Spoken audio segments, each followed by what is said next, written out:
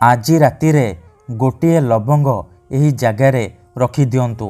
Guarantee ଦେଉଛି ସେ ନାରୀ 2 ମିନିଟ୍ରେ ତୁମ ପାଖକୁ ଆସିବ, ଯାହା ଚାହିଁବେ ତାହା କରିବ।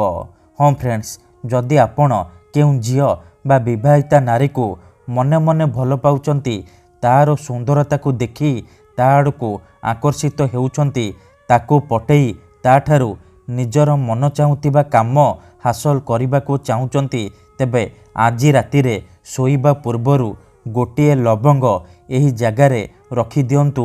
ଗ୍ୟାରେଣ୍ଟି ଦେଉଛି ସେ ଝିଅ ହେଉ ବା ପଡ଼ିଶା ଘର ଭାଉଜ ତୁମ ପାଖକୁ ଆସିବା ପାଇଁ ବାଧ୍ୟ ହେବ।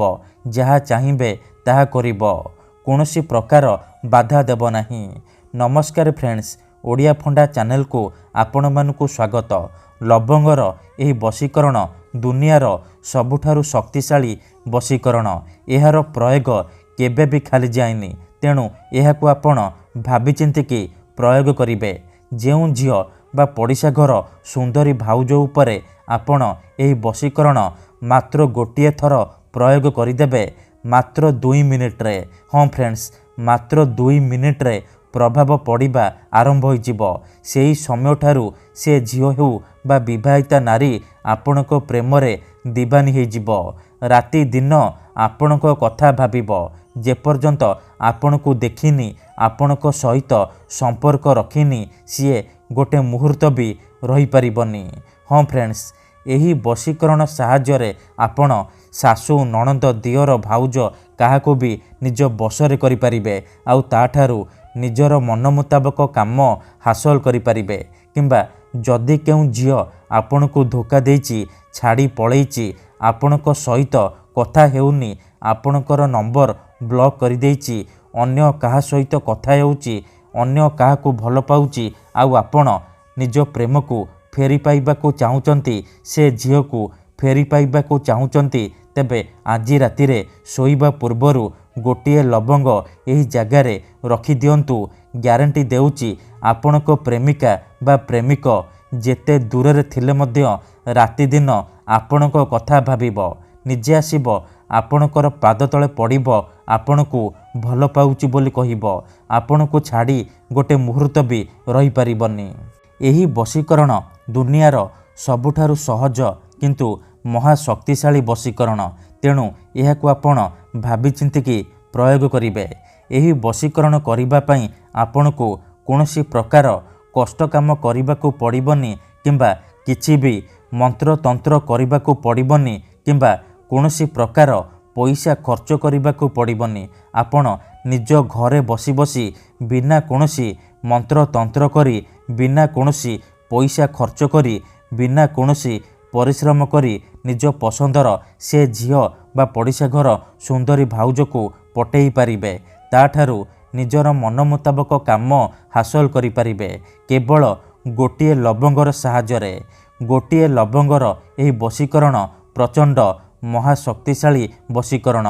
ଆମର ତନ୍ତ୍ରଶାସ୍ତ୍ରରୁ ମୁଁ ଆଜି ଆପଣଙ୍କ ପାଇଁ ଲବଙ୍ଗର ଏମିତି ଏକ ନାରୀ ମୋହିନୀ ବଶୀକରଣ ନେଇ ଆସିଛି, ଯାହାକୁ ଆପଣ କରିଦେଲେ ନିଜ ପସନ୍ଦର ସୁନ୍ଦରୀରୁ ସୁନ୍ଦରୀ ଝିଅକୁ ମୁହୂର୍ତ୍ତକ ଭିତରେ ପଟେଇ ପାରିବେ।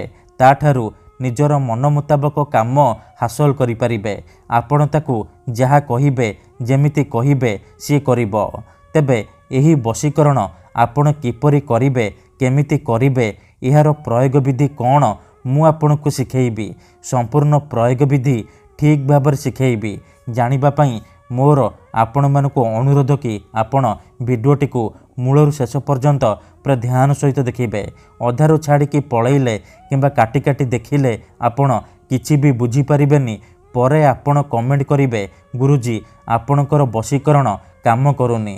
ଦେଖନ୍ତୁ, ଯେଉଁପରି ଆପଣ ଭଗବାନଙ୍କୁ ମାନୁଛନ୍ତି, ଭଗବାନଙ୍କ ଉପରେ ବିଶ୍ୱାସ ରଖିଛନ୍ତି, ନିଜର ସବୁ ଦୁଃଖ କଷ୍ଟ ଅସୁବିଧା ଭଗବାନଙ୍କୁ ଜଣାଉଛନ୍ତି, ଯଦି ସେ ଅସୁବିଧାର ସମାଧାନ ନ ହେଲା, ତାର ମାନେ ନୁହେଁ କି ଭଗବାନ ନାହାନ୍ତି। ସେହିପରି ତନ୍ତ୍ର ମନ୍ତ୍ର ହୁଏ, ବଶୀକରଣ କାମ କରେ, କିନ୍ତୁ ଏହାକୁ ଆପଣଙ୍କୁ ସିଦ୍ଧ କରିବାକୁ ପଡ଼ିବ। ପ୍ରୟୋଗ ବିଧିକୁ ଠିକ୍ ଭାବରେ କରିବାକୁ ପଡ଼ିବ।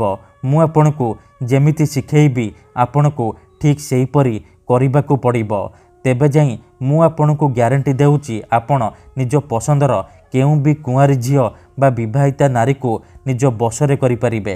तेबे विधिटी जानिबा पूर्वरु मोर आपण मानकु गोटे अनुरोध कि जदि आपण आम चैनल को नुआ आसीचंती तेबे दया करी चैनल को सब्सक्राइब करी पाखरे थिबा बेल आइकन को मध्य दबाई दियंतु जहा द्वारा आमे जेउ भी वीडियो अपलोड करिबु सर्वप्रथमे आपण देखि परिबे। मने रखंतु एही वशीकरण विधि को आपण केवल शुक्रवार दिन करिबे रातिरे सोइबा पूर्वरु करिबे। विधिटी करिबा पूर्वरु भल भाबरे हाथ गोड़ धोईकी सफा वस्त्र पिंधिकी एही वशीकरण आरंभ करिबे। प्रथमे आपण कौन करिबे जेतेबेले रातिरे सोइबा पई जिबे गोटे लवंग आनिबे खंडे साधा कागज आनिबे आउ कला रंगर कलम आनिबे आउ अल्प टिके लाल सिंदूर आनिबे। एतिकी जिनिस आनी सारिबा परे आपण कौन करिबे निजर सोइबा सेज उपरे बा बिछना उपरे पूर्व दिगकू मुह करिकी बसी पड़िबे। ध्यान रखिबे जेमिति आपणकू केही देखिबेनी किंबा डाकिबेनी। तापरे जो कागज आनिचंती से कागजरे कला कलमर साहाय्य प्रथमे आपण सेई झियो बा महिलार नाम लिखिबे जहाकू आपण निज बसरे करिबाकू चाहुचंती आउ ता पाखरे आपण निजर नाम लिखिबे। नाम लिखि सारिबा परे से कागजरे भल भाबरे सिंदूर लगेई देबे।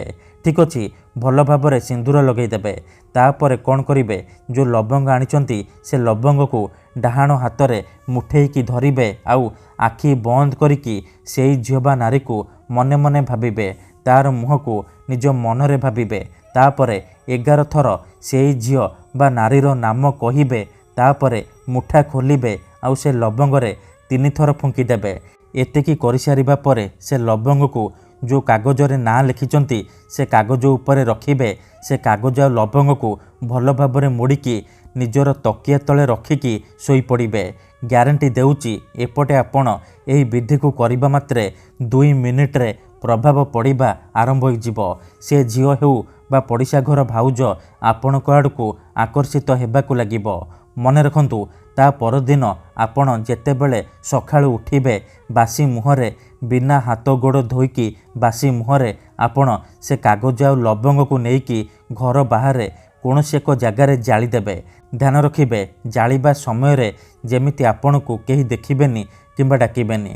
मन रखंतु एही वशीकरण विधि को आपण कौनसी खराब उद्देश्य किंबा कौनसी खराब काम पई व्यवहार करिबेनी। काहेकि ना मात्र थरे जेउ झियो बा नारी उपरे एही वशीकरण प्रयोग करिदेबे सीए सेही समय ठारू आपणको बसरे हे जिवो आपणको प्रेमरे दीवानी हे जिवो। तेणु एहाकू आपण भाबी चिंतिकी प्रयोग करिबे। धन्यवाद।